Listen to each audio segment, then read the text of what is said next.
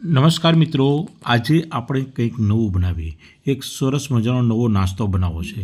તેના માટે આપણે કડાઈમાં 1 થી 1.5 ચમચો જેટલું તેલ લીધું છે, અડધી ચમચી રાઈ, અડધી ચમચી જીરું અને 1 ચમચી ફોતરા વગરની અડદની દાળને વઘારમાં એડ કરી છે.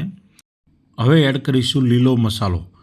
આ લીલો મસાલામાં આપણે આદુ, લસણ, લીલા મરચાં, કેપ્સિકમ અને થોડી કોથમીર એડ કરીને વેજીટેબલ કટરની અંદર દરદરો મસાલો તૈયાર કર્યો છે. અને સાથે આ જ કટરમાં આપણે ગાજરને પણ ક્રશ કરી લીધા છે, એ પણ દરદરા ક્રશ થઈ ગયા છે, એ પણ અંદર એડ કરીશું. ગેસની ફ્લેમ થોડી અત્યારે હાઈ રાખેલી છે અને આ બધી વસ્તુને બરાબર સાતળી લેવાની છે. ખૂબ સરસ મજાનો અને એકદમ ટેસ્ટી મસાલો બનાવવાનો છે અને બીજા કોઈ ખાસ સૂકા મસાલા એડ કરવાના નથી. ફક્ત આપણે થોડી હળદર એડ કરી દઈએ. હળદર એડ કરવાથી આ મસાલાનો કલર સરસ આવે છે અને સ્વાદ પણ સરસ આવે છે. અને હવે એડ કરીશું બટેટા. તો આપણે બટેટાને અગાઉ બાફી લીધા હતા અને એને આપણે ક્રશ કરીને અંદર એડ કરવાના છે. તો બટેટાને પણ આપણે આખા ભાંગા ક્રશ કરેલા છે અને એ પણ આપણે બરાબર મિક્સ કરી દઈશું. ગેસની ફ્લેમ અત્યારે લો કરી દીધી છે અને આ બધું જ બરાબર મિક્સ કરી દેવાનું છે. ખૂબ જ સરસ સુગંધ આવી રહી છે મિત્રો. હવે સ્વાદ મુજબ મીઠું એડ કરી દઈએ. હું સેંધા નમકનો ઉપયોગ કરું છું, પણ તમે રેગ્યુલર નમકનો ઉપયોગ પણ કરી શકો છો. તો આ રીતે મીઠું એડ કરી દીધું છે સ્વાદ મુજબ. આમાં ગળ પણ એડ કરવાનું નથી અને ત્યારબાદ એને બરાબર હલાવીને મિક્સ કરવાનું છે. તો આનો સ્વાદ એકદમ પરફેક્ટ થઈ ગયો છે. જો તમને પસંદ હોય તો તમે ગરમ મસાલો એકદમ ચપટી એડ કરી શકો છો. કસૂરી મેથી પણ એડ કરી શકો છો. હું એડ કરતો નથી. અને આ રીતે આપણો મસાલો તૈયાર થઈ ગયો છે. અને આ મસાલામાંથી તમે પરોઠા બનાવી શકો છો, કચોરી બનાવી શકો છો, સમોસા બનાવી શકો અને ગ્રીલ સેન્ડવિચ પણ બનાવી શકો છો. પરંતુ આજે આપણે બનાવી છે ટોસ્ટ સેન્ડવિચ. આમાંથી તમે કચોરી બનાવો કે અપમ પાત્રમાં તમે અપમ બનાવો, ખૂબ જ સરસ બને છે મિત્રો. પરંતુ આપણે અત્યારે ટોસ્ટ સેન્ડવિચ બનાવી લઈશું અને એ પણ ચીઝવાળી ટોસ્ટ સેન્ડવિચ.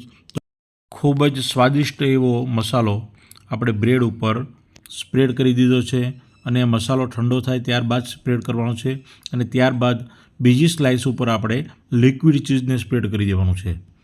તમારે બટર પણ સ્પ્રેડ કરવું હોય તો કરી શકો છો, પરંતુ આપણે બટર અથવા ઘી ઉપરથી એડ કરવાના છીએ. તો આ રીતે આપણે લિક્વિડ ચીઝને એક સ્લાઇસ ઉપર એડ કરી દીધું, વચ્ચે બરાબર મસાલો ભરી દીધો છે અને હવે આપણે ટોસ્ટર સેન્ડવિચ બનાવવી છે. તો ટોસ્ટર મશીનને આપણે ગરમ કરી લીધું છે અને એમાં આપણે બંને બ્રેડને મૂકી દઈશું અને બંધ કરી દઈશું. 5 મિનિટ પછી ખોલીને જોઈ લઈએ. હવે આમાં આપણે ઘી અથવા તો બટર એડ કરવાનું છે, પરંતુ ઘીની સુગંધ ખૂબ સરસ આવે છે એટલે હું ઘી એડ કરું છું. દેશી ઘીનો ઉપયોગ કરવાનો છે મિત્રો. તો આ રીતે અલટ પલટ કરીને બંને સાઈડ ઘી એડ કરવાનું છે અને ત્યારબાદ એને ટોસ્ટ મશીનમાં શેકી લેવાનું છે.